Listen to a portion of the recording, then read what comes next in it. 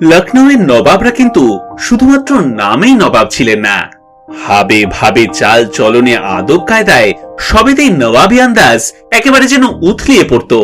তাদের মধ্যেই অন্যতম ছিলেন নবাব আসফউদ্দৌলা। অতিরিক্ত বিলাসী এবং রাজসিক জীবনযাপনের চোটে নবাব সাহেব খুব অল্প বয়সেই নিজের দাঁত খুইয়ে বসলেন। এবারে উপায়, দাঁত ছাড়া কাবাবের লুৎফ কিভাবে নেওয়া যায়? তাই খানসামাদের ডেকে হুকুম করা হলো এমন একটা কাবাব বানিয়ে দিতে হবে যেটা মুখে দিলেই গলে যায়। সেই হুকুম তামিল করতে গিয়েই তৈরি হলো গলাওটি কাবাব।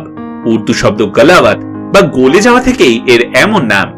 শোনা যায় যিনি এই কাবাব তৈরি করেছিলেন সেই হাজি মুরাদ আলীর নাকি একটা হাত ছিল না, সকলে তাকে টুন্ডে বলে ডাকত।